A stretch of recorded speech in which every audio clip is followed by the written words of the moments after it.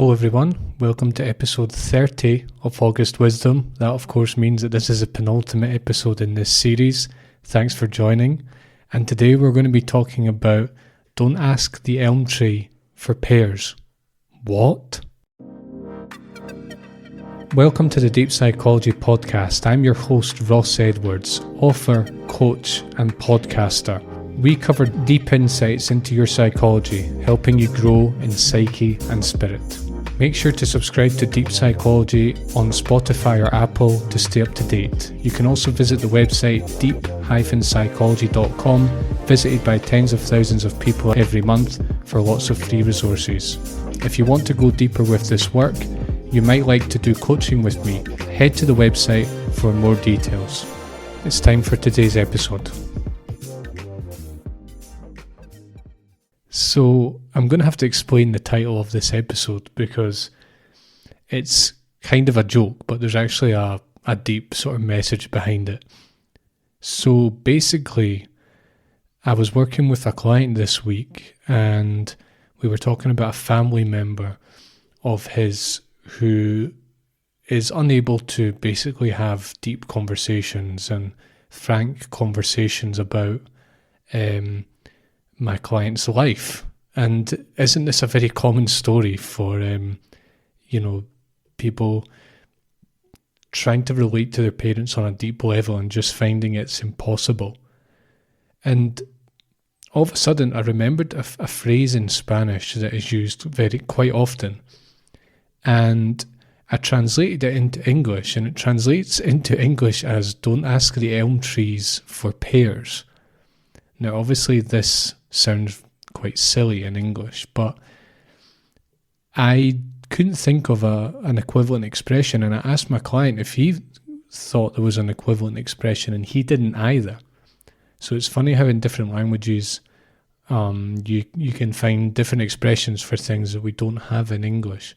But anyways, the kind of message that I was trying to get across here, and this is what the expression means in Spanish, is to basically take into account what people are capable of and not to expect them to do anything different from that. Now, we can obviously take that too far in a certain way and just kind of condone things and never ask for more, or never, or just to say, well, we're never learning, we're never improving, and all the rest of it. But I think there's a deeper message here that we basically spend a lot of time trying to get people to be as we are. And we spend a lot of emotional energy, and it causes us a lot of pain, especially with loved ones. Like my client, I bet you've had the experience of trying to communicate to a parent in a deeper way. If you've not, then I think you're probably quite rare, because I certainly have had that experience, and I know a lot of people that have. And it's painful when we can't communicate on a deeper level with them. But don't ask the elm tree for pears. Would you when you're trying to get fruit, would you ask an elm tree to give you pears? No, because you know that an elm tree does not give you pears, right? It sounds really silly to say that, but what we do with people is they're elm trees and we're asking them for pears. We're asking them for something that they cannot give us, not because they're evil, because they don't like you, or because they have an agenda often. It's just because they're not I talk about the levels of development all the time. They're not at a high enough level of development.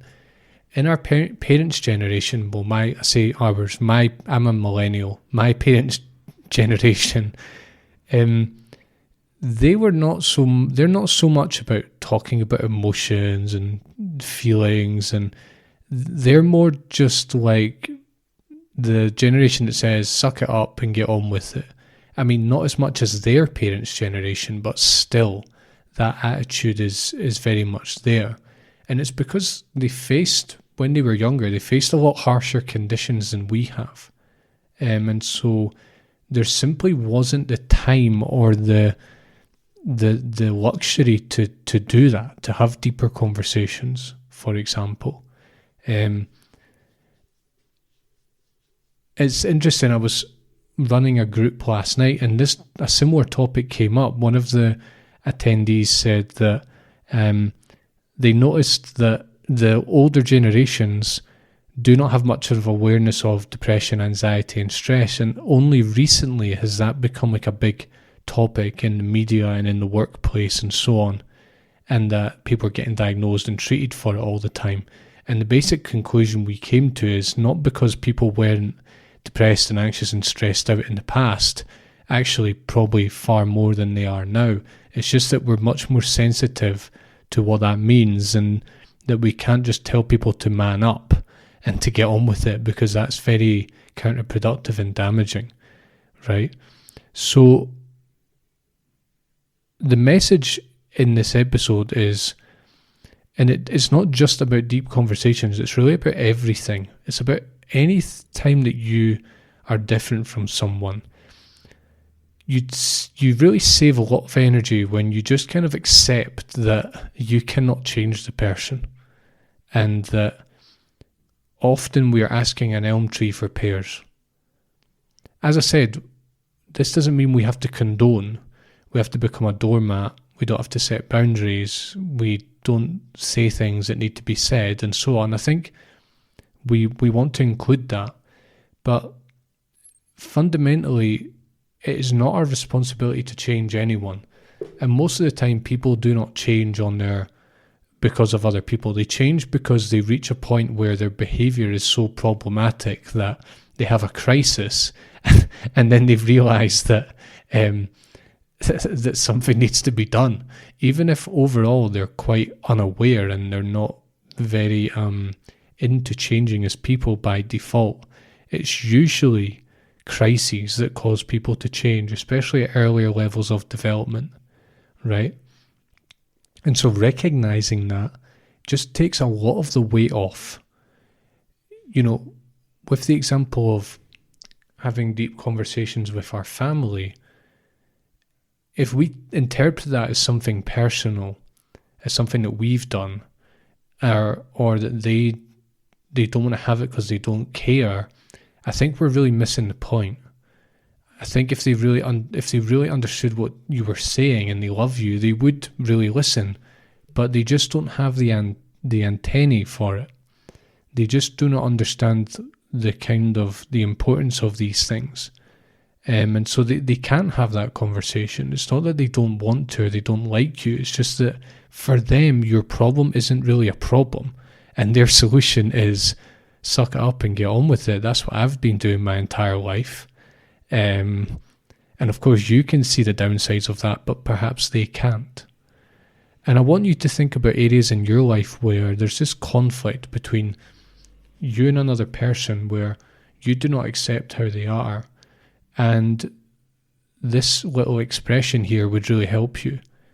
And I can tell you that when I start to think about this myself, wow, pretty much all my relationships, if I'm very honest about it, from friends to family to my intimate relationship, it's all imbued with this dynamic of me needing the other person to be different, right?